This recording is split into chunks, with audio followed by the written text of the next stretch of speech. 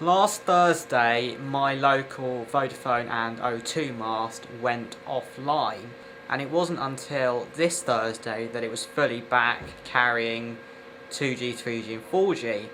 So basically what that meant was that the mast was almost completely off for nearly a week. As I reside in an area with quite a high density of masts, there were two other masts within sort of receivable distance. However, obviously them taking on thousands of other devices than they would usually have did result in a rather significant decrease in speed for me.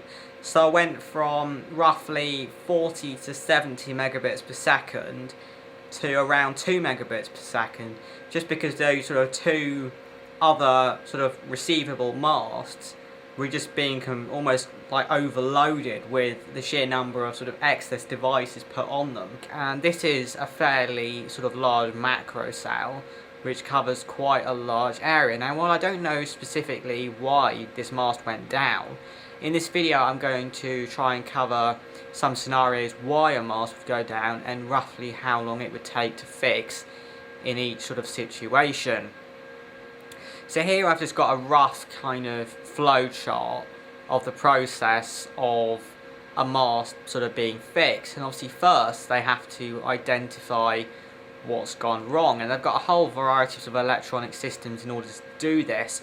So I mean, one of the ways you can tell that a mast is, say, running at reduced power or not fully operational is that it has significantly reduced number of devices on it to normal, and that is the test that I know that they use. Also, all the parts within the transmitting cabinets and stuff, like the fans, all have sort of controllers and feedback modules that can then feedback when they're failed. So I know that, say, when an air conditioner fails, that sort of almost like a red flashy light appears at the control center and it will get fixed as soon as possible. Furthermore, if like a microwave link or some sort of backhaul link fails completely, then obviously the mast will just almost disappear. They'll completely lose contact with it, and so on. But I mean, once they've found the fault, then it's a case of actually getting to the mast site itself, or where the fault is, in the case of, say, fibre faults, and that is a lot harder than it seems, because while the providers do have sort of contracts with the site owners so they can gain access, sometimes the site owners refuse, and then they've got to go through sort of legal proceedings to gain access to their mast, which can take forever. So months, even, well, I've never heard of one take years, but certainly very many months it can take to gain access to the site. Then it's a case of sort of finding out what's wrong, and again, sometimes it's very obvious and sometimes it's not quite so obvious. See, if like a backhaul, so if there's like a fibre fault, clearly the mast won't be getting any fibre feed to it. If one of the antennas is damaged, then that sector will have much fewer devices on it, say.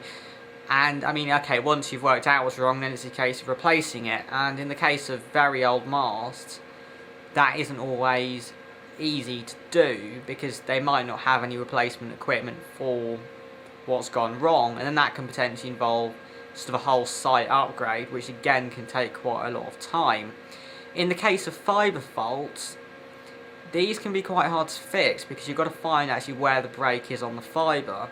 And if you've got a fibre in kilometres and kilometres of ducts, and you've only got sort of chambers every kilometre or so, it can be quite difficult to find out sort of which chamber to climb down and which kind of direction to pull the fibre from in order to find the break. And also, once you've got a broken fibre, it's not quite so easy as just kind of always just joining them up. Sometimes new fibres have to be laid and things like that. In the case of microwave link failure, so it's not uncommon for microwave links to sort of blow, especially the really big ones, to sort of twist on the tower. So there's very, very high winds, so they can just sort of wriggle themselves loose. And microwave links work on very, very exact sort of aiming. So just a fraction of a degree out, and then they'll completely lose signal. And with microwave links, you have to get someone up the tower to align it, but sometimes it's also useful to have someone to climb up the sort of tower it's connecting to as well. So then potentially you've got to gain access to two towers, and again, that can be quite time consuming. Tree growth. So for a microwave link to work, is got to have a completely unobstructed route between the two sort of microwave antennas, which means if a tree grows somewhere within that sort of in between that kind of path, it will completely wipe out the link because they use high frequencies which rely completely on line of sight.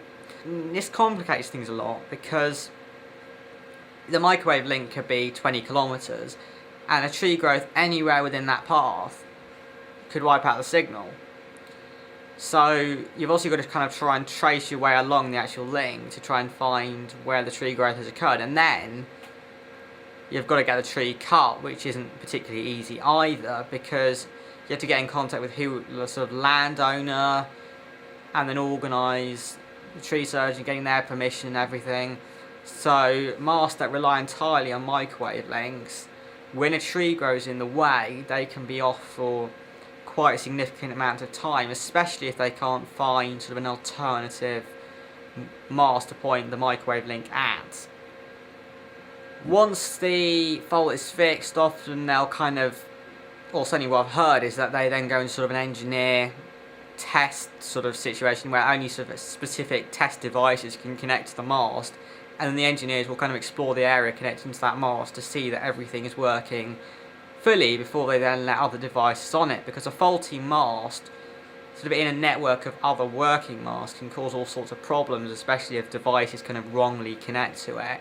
So I mean, as I've sort of marked on the diagram here, by far the biggest sort of time consumers are the sort of, finding the fault, gaining access to the site and sort of fixing the fault.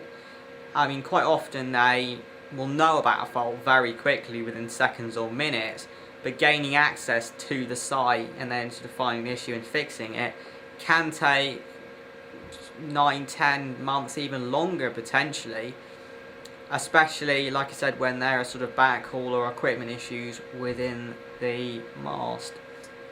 So I guess the simple answer on how long it takes for the mast to get fixed is how long is a piece of string kind of thing.